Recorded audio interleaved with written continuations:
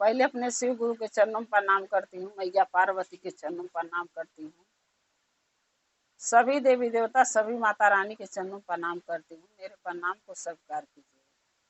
गुरु भाई गुरु बहना कथा सुनाने जा रही, कृपा करके कथा को ध्यान से सुनिएगा। ध्यान से सुनने से ज्ञान मिलता है। आधी अधूरी कथा नहीं सुनना चाहिए, क्योंकि शिव गुरु का अपमान होता है।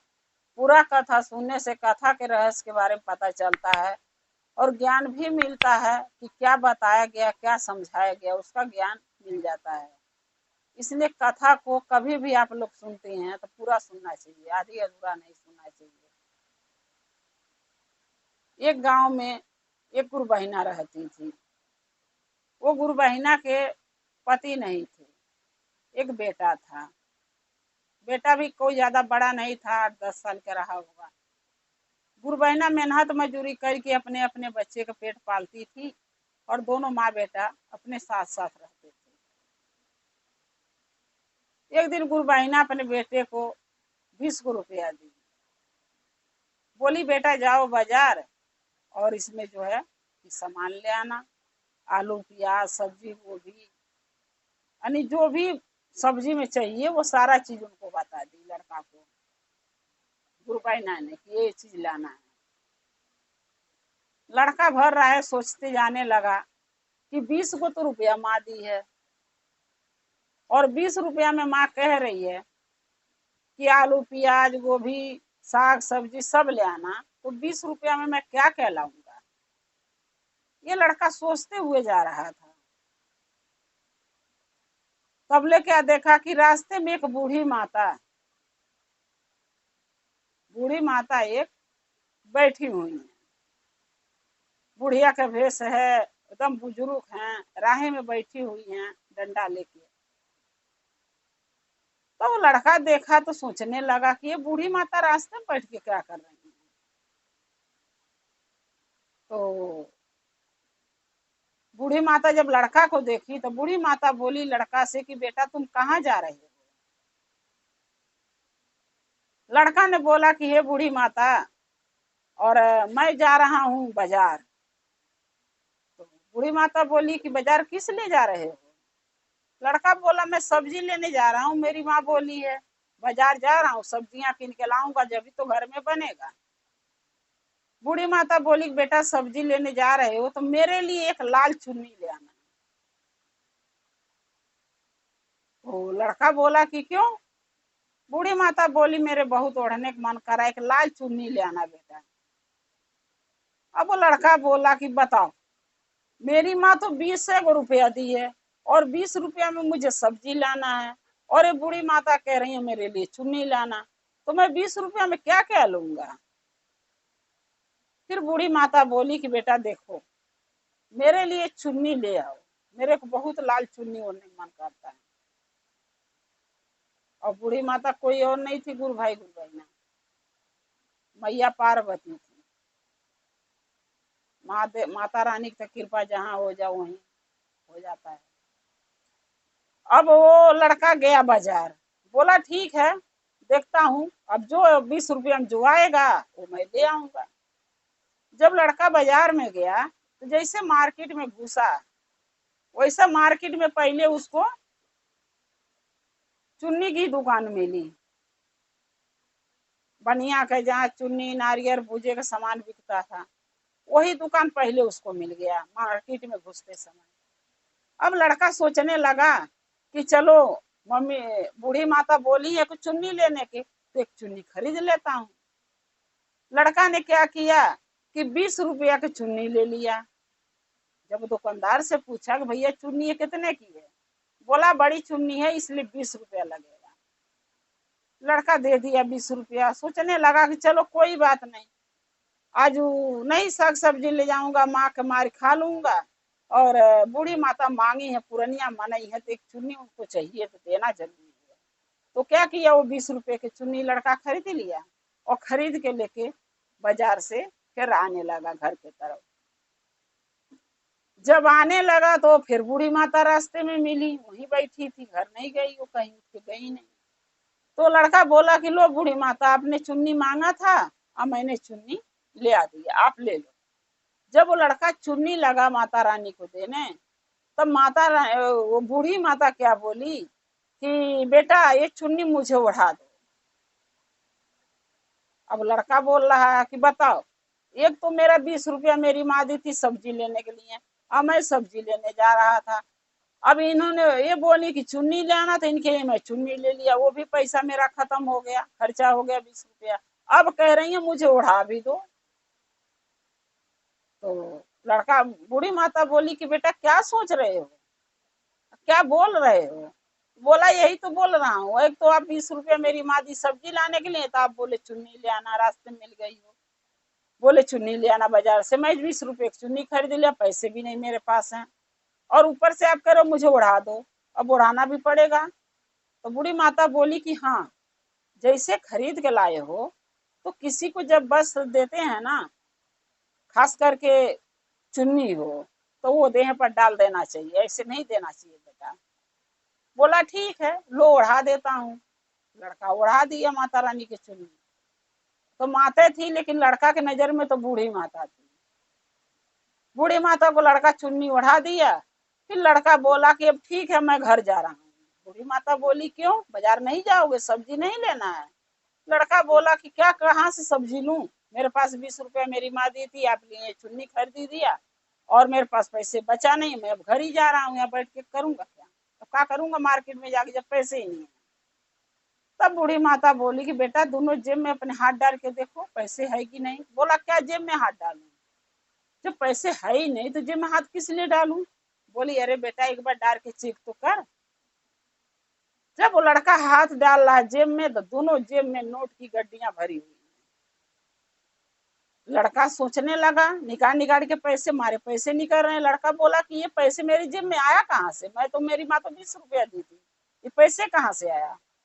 तब बूढ़ी माता बोली कि अरे बेटा ये माता रानी देहले हुई हैं, इसको रख लो। तो कह रहा कौन सा माता रानी, मेरे को तो कोई माता रानी मिली नहीं।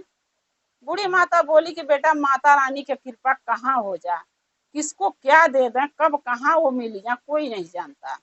सो तुम्हें मिला है तो तुम रख लो, और जाके सब्जी बाजार से ले लो कुछ पैसे का, बाकी पैसे अपनी माँ को दे देना। लड़का बोला ठीक है। फिर वो बूढ़ी माता बोली बेटा एक बात मेरा और सुनते जाओ। बोला क्या। बूढ़ी माता बोली कि अपनी माँ से बोलना तुम्हारी माँ शिव चर्चा में जाती है, महादेव की शिष्या हैं। तो लड़का बोला हाँ, मेरी माँ तो जहाँ चर्चा भजन होता वहीं चली जाती है, रोज दिन घर से जाती है वो, जहाँ कोई भी बुलाने आया चर्चा है चलो चली जाती है। महादेव की मेरी माँ भक्त है, उनकी शिष्या है मेरी माँ, हर जगह चर्चा भजन में जाती है, महादेव का चर्चा करती है, भजन करती है। तब बूढ़ी माता बोली कि बेटा अपनी माँ से जाके बोलना कि महादेव का एक चर्चा जब कर लेती हैं तो दूसरे चर्चा जो करती हैं वो माता रानी के किया करें। तो लड़का बोला ऐसा क्यों। तो बूढ़ी माता बोली कि बेटा ऐसा करना चाहिए। मान लो आप मंदिर में जा रहे हो, एक के पूजा किए, महादेव का पूजा कर लो और पार्वती का पूजा ना करो, तो पार्वती के दुख नहीं होगा। तो लड़का बोला होगा। तो बोली इसीलिए कह रही हूँ, जब महादेव का चर्चा तुम्हारी माँ करती है ना, तो बोलो माता रानी की भी चर्चा किया करें। उनको काहे नहीं, उनकी चर्चा क्यों नहीं कहती हैं, उनका चर्चा लोगों को क्यों नहीं बताती हैं। बताना चाहिए, करना चाहिए ना। लड़का बोला ठीक है, घर जाएंगे तो मैं अपनी माँ से बोल दूंगा कि माता रानी की भी चर्चा कर रहे हैं महादेव के साथ साथ। तो माता बूढ़ी माता बोली ठीक है बेटा जाओ सब्जी ले लो और लेकर घर जाना तो अपनी माँ से बोल देना। बोला ठीक है। अब वो लड़का सब्जी लेने चला गया, और मैया जो थी पार्वती बूढ़ी माता, वो अपने मंदिर के चली गई, जहाँ उनका मंदिर था, रहना जहाँ उनका वास था वहां चली गई, कैलाश पे। अब उसके बाद क्या हुआ कि लड़का घर गया सब्जी लेके। जब सब्जी लेके घर गया लड़का, तो बहुत सारा सब्जियां लेके गया, बहुत सारा सब्जियां लेके गया। तो उसकी माँ बोलने लगी कि तू इतना पैसा कहाँ से पाया, सब्जी कहाँ से लाया। गुरु भाई गुरु बहना, जब गरीब इंसान रहता है ना, और उसको सोच सोच के पैसे खर्चा करना पड़ता है, एक एक रुपया जोड़ना पड़ता है ना। और जब बच्चा कहीं से ज्यादा सामान ले आ देता है, हम पैसे देते हैं कम, बच्चा सामान ज्यादा लाए, तो सोचना पड़ता है मेरा बच्चा कहीं कोई गलत गलत रास्ता तो नहीं पकड़ लिया जहां से ज्यादा पैसे इसको मिल गया। और वही सोच गुरु बहिना सोचने लगी कि मेरा बेटा ऐसा तो नहीं है कि गया है और किसी के जेबों से पैसे चुरा लिया, चाहे किसी की दुकान से चुरा लिया है, इसलिए इतना सारे सब्जियां लाया है। अब लड़का को लगी डांटने, तो लड़का बोला नहीं माँ, मैं किसी की चोरी नहीं किया हूँ, किसी की दुकान से नहीं निकाला हूँ, और मैं सब्जी भी लाया हूँ, पैसे भी साथ में है, देखो कितना सारा पैसे है। अब गुरबैना और टेंशन में हो गई, बोली पैसे भी ये कहाँ से इतना सारा इसको मिल गया। पूछने लगी कि पैसे कहाँ से मिला। तब वो सारी बात बताया कि माँ जब मैं बाजार जा रहा था तो आपने 20 रुपया दिया था, बोले कि साग सब्जी ले आना, आलू प्याज टमाटर गोभी।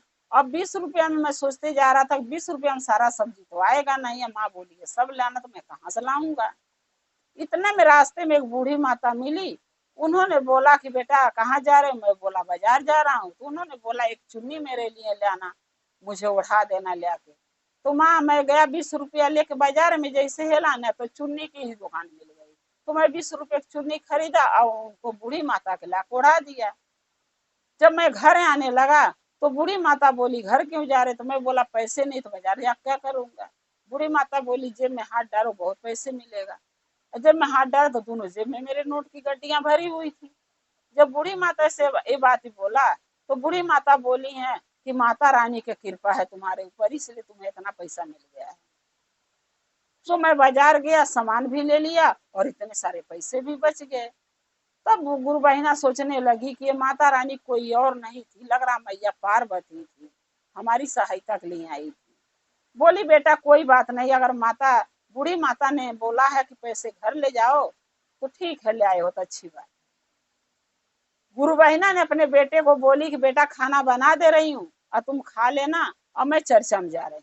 वो बेटे को घर छोड़ के चर्चा में चली गई। जब चर्चा में गई तो बेटा क्या किया, खाना पीना खाया, और खाना पीना खा के जब सोया तो उसका प्राण निकल गया, वो लड़का मर गया। जब मर गया तो गुरु बहिना जब चर्चा में से आई तो देखी तो लड़का मरा पड़ा था, जगा रही है, उठा रही है, बोल रही है, न बोल रहा, न डोल रहा, न हिल रहा, देखिए मरा पड़ा है। अब गुरु बहिना लगी चिल्ला चिल्ला के रोने। अब सब अड़ोसी पड़ोसी जुटे, सब पूछने लगे कि क्या हुआ क्या हुआ, क्यों रो रही हो। तब गुरु बहिना बोली कि मेरा लड़का मर गया। सब बोले अभी तो तुम्हारा लड़का सब्जी लेकर आया, अड़ोसी पड़ोसी देखते हैं तो बोलते हैं ना बात कि हाँ ये चीज हुआ है। सब बोलने लगे अभी तो तुम्हारा लड़का मैं देखी 1 घंटा पहले सब्जी लेकर आया है, और तुम चर्चा में चली गई हो, तो लड़का कैसे मर जाएगा, अच्छा खासा तो था।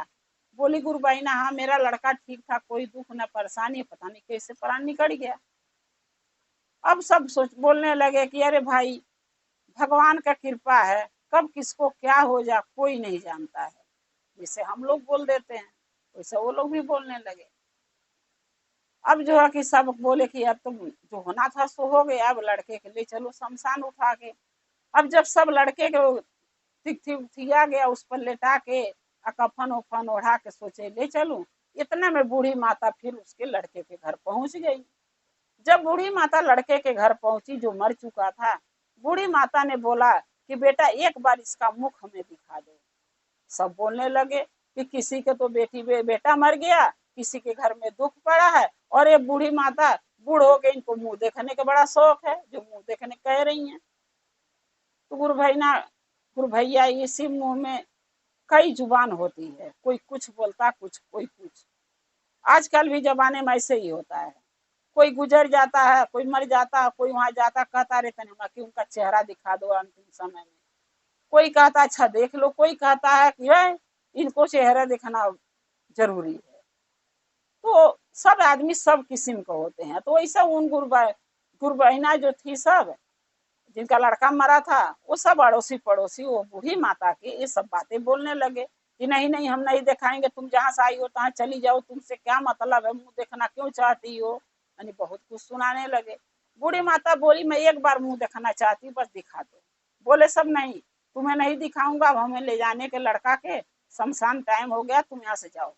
सबने उनको बोल के खदेड़ दिया। बूढ़ी माता क्या करें, घूम के चली गई। जब कोई नहीं दिखाएगा तो लोग क्या करेगा रुक के। जब चली गई तो ये लोग सब लड़का को उठाए जो मर गया था शमशान लेके गए। जब शमशान लेके गए तो वहां क्या किए, देख जब लकड़ी उकड़ी जोड़ के लड़का के उस पर सुता दिए, सोचे कि आग लगाऊं। फिर बूढ़ी माता शमशान में पहुंच गई। वो तो भाई वो तो माता थी, कहीं भी जा सकती हैं। फिर शमशान में गई। जब शमशान में गई तो फिर बोली कि बेटा एक बार इसका मुंह दिखा दो मुझे, क्योंकि माता तो जानती थी कि मैं तो मेरे वजह से ये सब हुआ है, क्योंकि मैं परीक्षा लेना चाहती थी और मेरे ऐसे सब हो गया। तो और किसी को तो पता नहीं थे बारे में हुआ कैसे है। अब जब वहां लगी बोलने दिखा दो दिखा दो, तो सब वहां भी लगे बोलने की ये बूढ़ी घर भी आई थी, तो मना कर दिए नहीं दिखाएंगे। अब यहाँ देखो शमशान तक पीछे पीछे आ गई। पता नहीं ये बूढ़ी माता क्या चाहती है, क्यों देखना चाहती है, क्या बात है। अब फिर वहां से सब उनको डांटने लगे, नहीं तुम यहाँ से जाओ, तुम्हें चेहरा नहीं दिखाएंगे, तुम यहाँ चले जाओ, तुम्हारा क्या काम है, तुम यहाँ क्यों आई हो। तब जो पंडित जी थे, जो पंडित जी जो थी, जब लाश जरती है तो वहां पर पूजा उजा करवाते हैं ना पंडित जी शमशान में, तो वहां एक पंडित जी थे। तब वो पंडित जी बोलने लगे कि अरे बेटा क्यों बूढ़ी माता को भगा रहे हो, अरे वो एक चेहरा तो उन बच्चे के देखना चाहती हैं, उसमें क्या परेशानी है। अरे जाने वाला तो चला गया, अब तो लौट के आएगा नहीं, लेकिन अगर ये बूढ़ी माता के एक ही ख्वाहिश है कि अंतिम समय वो बच्चे का चेहरा देखना, दिखा दो। सब बोलने लगे क्या रिश्ता है इनसे कि ये चेहरा देखना चाहती है। बूढ़ी माता बोली इंसानियत का रिश्ता है, हम भी इंसान है, वो भी इंसान है, इंसानियत का रिश्ता है। अगर देखने कह रही हूँ तो क्या आपको दिक्कत है। अब वो पंडित जी के कहने पर सब बोले अच्छा चलो देख लो, क्योंकि पंडित जी बोले दिखा दो। पंडित जी के कहने पर सब दिखाए बूढ़ी माता के। जब बूढ़ी माता चेहरा उसका देखी, देखने के बाद उस काने में उस लड़के को जाके बोली, बोली कि बेटा तुझे मैं बोला था, अपनी माँ से बोली, एक महादेव का चर्चा कैले के बाद एक माता रानी के भी चर्चा करें, तूने बोला क्यों नहीं। तो लड़का तो भूल गया था ना घर आके, वो बता नहीं पाया अपनी माँ से कि चर्चा में जा रही हो तो माता रानी की चर्चा करना, वो बताया नहीं। तो जब ये बात उसके कान में बोली बूढ़ी माता, तो लड़का हिलने लगा। फिर बूढ़ी माता बोली कि अगर तू जिंदा हो जाएगा तो अपने घर जाकर अपनी माँ से बोलेगा ना कि महादेव के चर्चा के साथ साथ माता रानी के चर्चा भी करें। तब वो लड़का बोला कि हाँ जय माता जी, जय माता जी। जब करके लड़का उठ के बैठ गया तो लड़का की याद आ गया कि बूढ़ी माता बोली थी वहां भी कि मम्मी को बोल देना चर्चा करेगी, महादेव के चर्चा के बाद चर्चा में जाएंगी तो माता रानी चर्चा करेंगी। अब मैं भूल गया, जिसकी सजाई मुझे मिला है अब मैं नहीं भूलूंगा, अब सच में बताऊंगा माँ से। जब वो लड़का जीवित हो गया तो बूढ़ी माता वहां से चली गई। कुछ दूर गई, जाते जाते नहीं पता हो गई, सब देखने लगे कि बूढ़ी माता यहाँ बैठी थी और अभी अभी गायब हो गई, कुछ दूर दिखाई दी है, बाद दिख ही नहीं रही है। अब वो लड़का जब है जब जिंदा हो गया, हंसी खुशी चल के अपने घर गया। अब उसकी माँ जो गुरबहिना थी देख के बड़ा खुश हुई, भाई जिसके एक पति थे वो भी गुजर गए थे, एक ही बेटा था वो भी मर गया, और वो जीवित खड़ा हो जा तो किसी को खुशी होगा, किसको नहीं खुशी होगा, सबको खुशी होगा कि जीने का सहारा चलो हमारा आ गया। गुरबहिना खूब खुश हुई। अब बोली कि बेटा तुम्हारे साथ कैसे क्या हुआ था, कैसे हुआ ये सब, कैसे जीवित हुए, कैसे मर गए थे। तब लड़का सारी बात बताया कि माँ जो बूढ़ी माता मिली थी ना जिनको मैं चुन्नी ओढ़ाया, वो बूढ़ी माता बोली थी कि अपनी माँ से जाके बोलना कि जब महादेव के चर्चा में जाती हैं उनका चर्चा कह लेती हैं तो माता रानी का भी एक चर्चा कह दिया करें, ताकि लोग माता रानी की भी चर्चा सुने और समझे कि माता रानी की चर्चा में क्या ज्ञान मिलता है। सो मैंने आपसे बताना भूल गया और उसी का सजाई मुझे मिला है भूलने के नाते। सो माँ अब चर्चा में जाना है तो माता रानी की चर्चा करोगी ना, अगर नहीं करोगी तो फिर शायद अब की पारी अगर मेरा पना निकले तो मैं दोबारा लौट के आपके पास ना आऊँ। तब गुरु बहिना बोली कि बेटा नहीं, तुमने बताया नहीं इसलिए ऐसे भूल हुआ, अगर बता दिए होते तो आज ऐसे नहीं होता हम लोगों के साथ, लेकिन अब जब बता दिए हो ना तो मैं भूलूंगा नहीं। एक चर्चा महादेव के चर्चा में जाके कहूंगी और एक चर्चा माता रानी को कहूंगी, दो चर्चा में करूंगी, चर्चा में जाऊंगी। लड़का बोला ठीक है। अब जब गुरबहिना बोल दी, माता रानी चली गई कैलाश पर और वहां जाके सारी बात वहां से सुन रही हैं कि हमारी शिष्या हमारी भी चर्चा करेगी। माता रानी खूब खुश हो गई कैलाश पर बैठ के। जब खुश होके हंस रही थी तो भोले बाबा देखे, भोलेनाथ बोले कि ये पार्वती क्यों हंस रही हो। तब माता रानी बोली कि आज से हमारा भी चर्चा आपके चर्चा में होगा, जब आपके चर्चा होगा कहीं ना तो हाँ, आपका कथा जब होगा तो मेरा भी कथा आपके साथ साथ होगा। महादेव बोले अच्छी बात है, मेरे साथ साथ तुम्हारा भी प्रचार होगा, लोग देखेगा कि माता रानी की भी कहानी कथा में क्या देखा गया, बताया गया है। अब उस दिन से वो गुरु बहिना जो है जब चर्चा में जाती थी तो महादेव का चर्चा कैले के बाद माता रानी की भी चर्चा करती थी और हंसी खुशी माँ बेटा रहने लगे।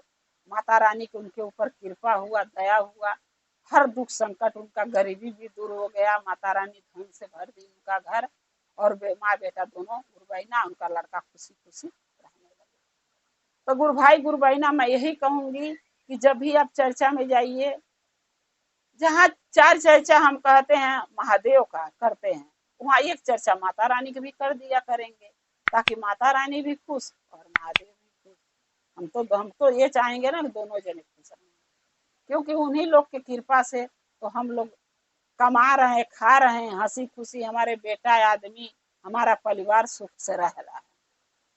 गुरु बहन, अगर ये मेरा कथा अच्छा लगा तो कमेंट में लिख के जरूर भेजिएगा। चैनल को सब्सक्राइब कर लीजिए कि जो मैं नया नया कथा वीडियो डालती हूँ आपके पास पहुँचता रहे। आप हमारे कथा को इसे देखते रहें, अपना प्यार देते रहें। हर हर महादेव, घर घर महादेव, जय माता जी। पहले अपने शिव गुरु के चरणों प्रणाम करती हूँ, मैया पार्वती के चरणों प्रणाम करती हूँ, सभी देवी देवता, सभी माता रानी के चरणों प्रणाम करती हूँ। मेरे प्रणाम को स्वीकार कीजिए। गुरु बहना कथा सुनाने जा रहे, कृपा करके कथा को ध्यान से सुनिएगा। ध्यान से सुनने से ज्ञान मिलता है। महादेव का कथा हमेशा पूरा सुनना चाहिए, आधी अधूरा नहीं सुनना चाहिए, क्योंकि शिव गुरु का अपमान होता है। पूरा कथा सुनने से कथा के रहस्य के बारे में पता चलता है और ज्ञान भी मिलता है कि कथा में क्या बताया गया, क्या समझाया गया है। इसलिए कथा को हमेशा पूरा सुनना चाहिए। अगर मेरा ये महादेव का कथा शिव गुरु के अच्छा लगेगा तो कमेंट में लिख के जरूर भेजिएगा। चैनल को सब्सक्राइब कर लीजिएगा। जो भी मैं नया कथा डालती हूँ आपके पास पहुँचते रहे, आप हमारे कथा को ऐसे ही देखते रहे।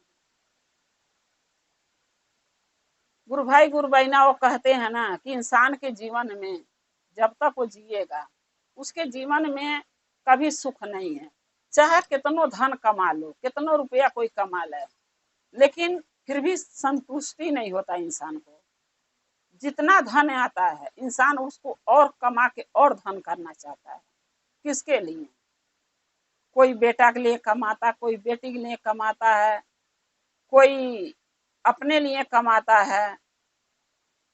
किस लिए कमाता है? इसीलिए कमाता है। लेकिन वो धन किस काम के आता है?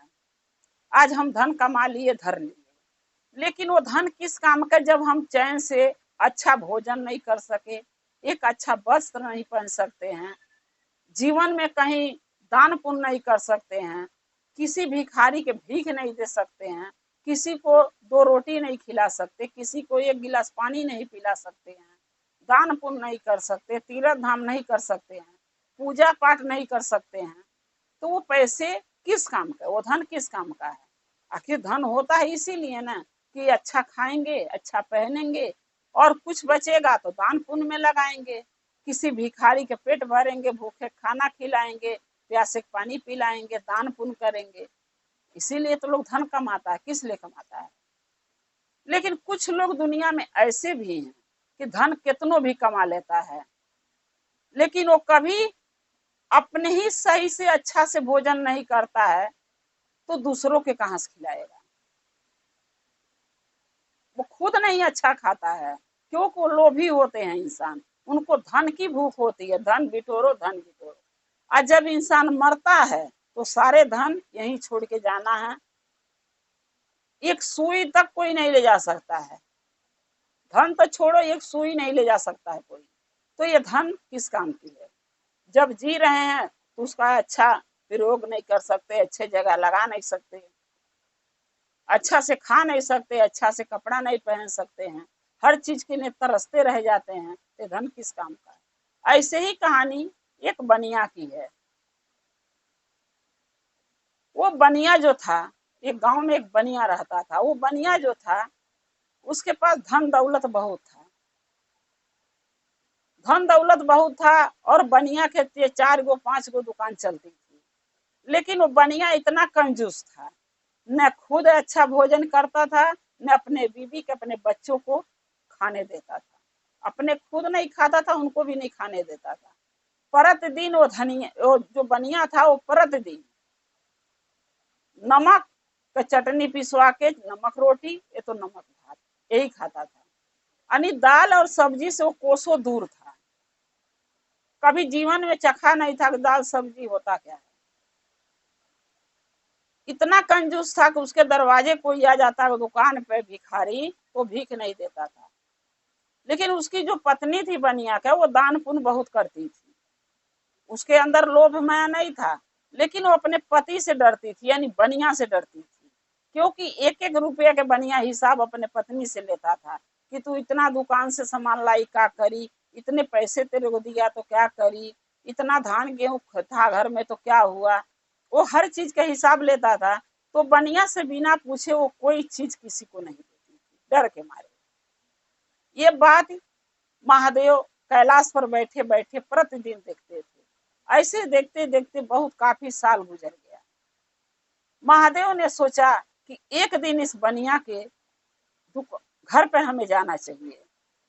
किसी को भीख नहीं देता है, इसके दरवाजे दुकान पे चाहे घर पे कोई भिखारी आए, घर पर भिखारी आते तो पत्नी भीख नहीं देती, अपने पति के नहीं, बनिया के डर के मारे के बोलेगा। दुकान पर कोई जाए तो बनिया नहीं देता है। चलो हम चल के देखते हैं। जब महादेव उस बनिया के दुकान घर पे गए भिक्षा मांगने, दुकान नहीं गए, घर गए उसके पत्नी के पास कि हम भिक्षा मांगेंगे, वहां पर महादेव साधु के भेष बदल के गए और उसके दरवाजे जाके बनिया के घर खड़ा हो गए। आवाज लगाए, कोई घर में है, कोई है बच्चा?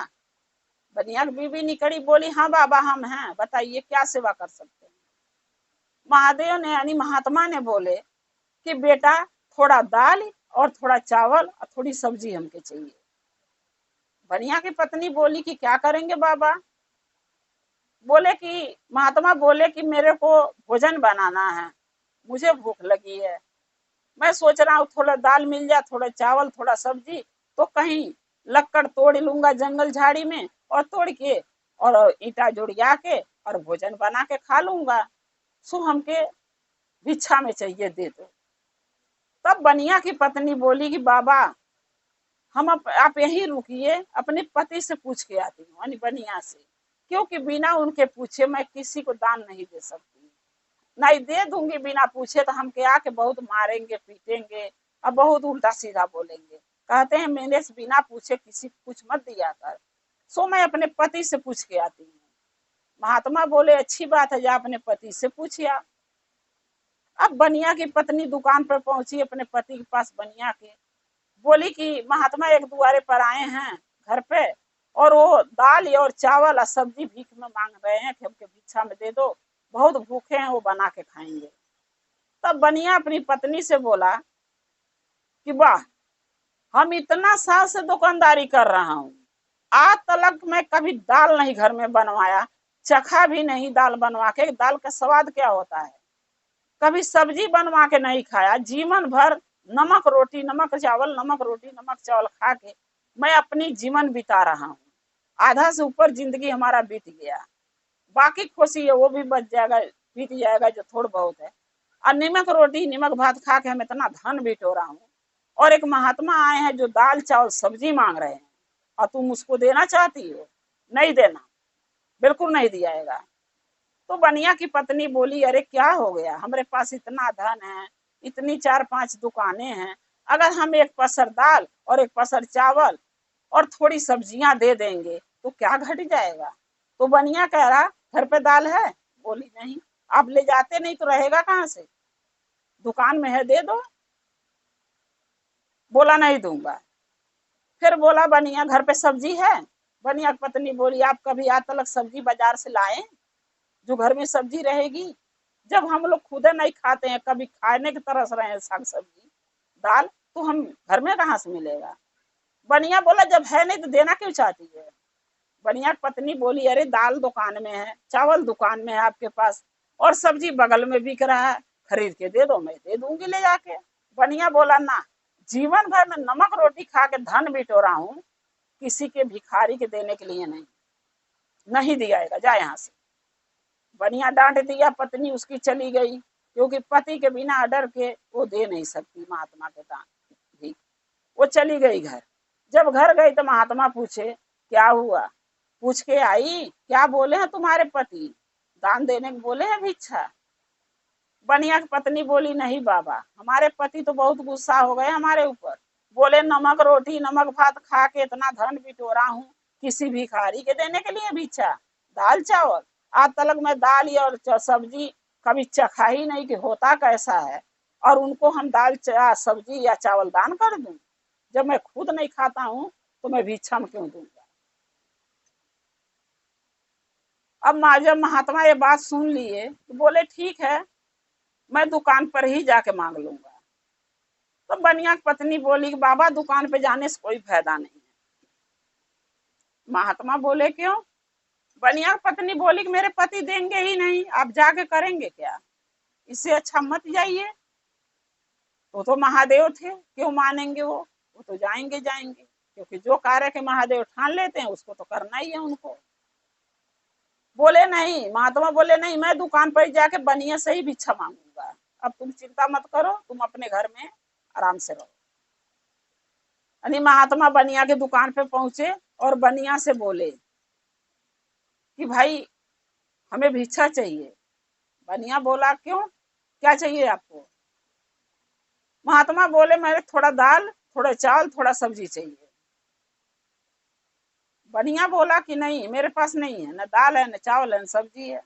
महात्मा बोले इतनी बड़ी तू दुकान खोल रखा, दाल सामने दिख रहा, सब्जी बगल में बिक रहा, चावल तेरे पास है दुकान में, दाल चावल तेरे पास ही है, तू देना नहीं चाहता है।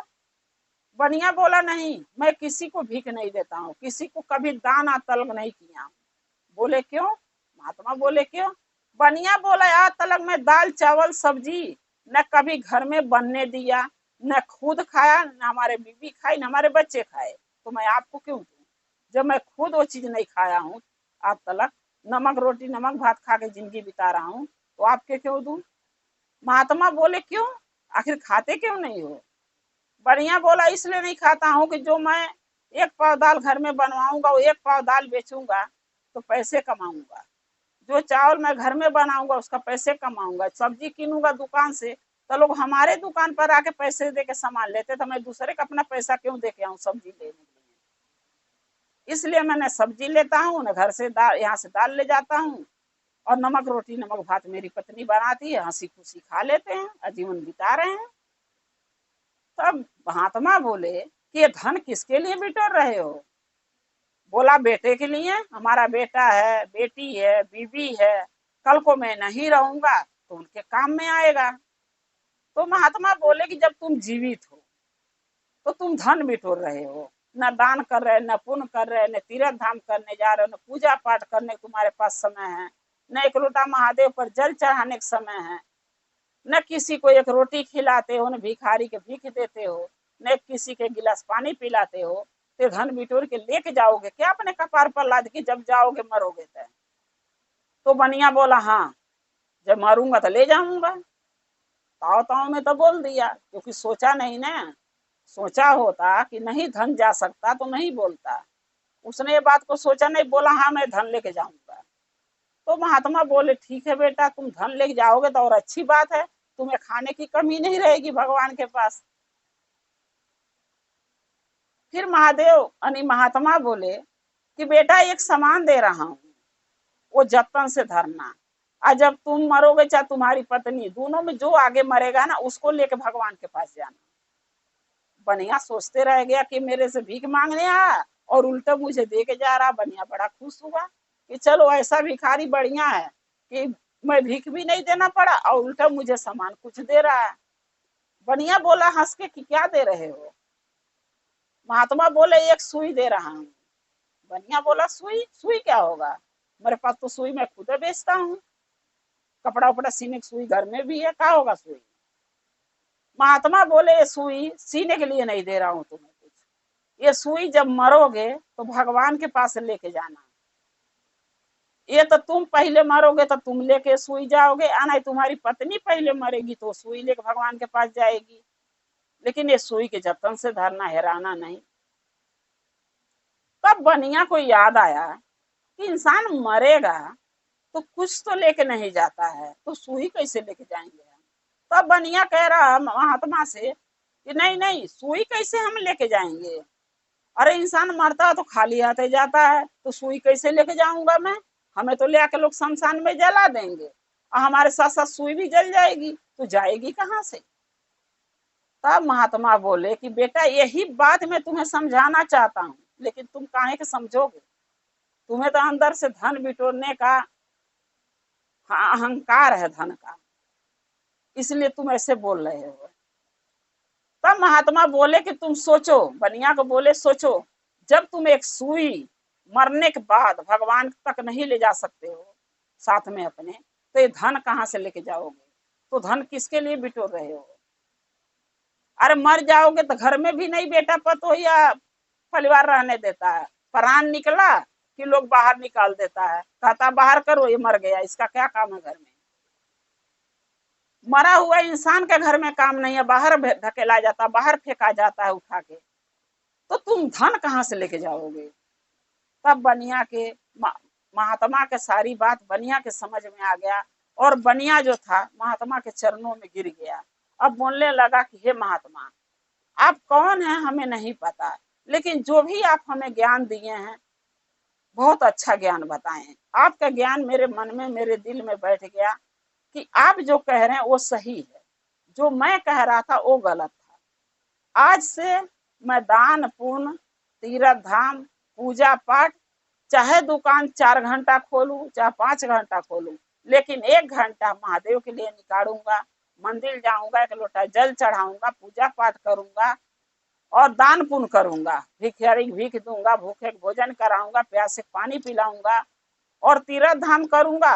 ये धन जो है अच्छे कार्य में लगाऊंगा, क्योंकि जियत में जो कर लूंगा वही मेरे साथ जाएगा, मरने के बाद कुछ नहीं जाता है।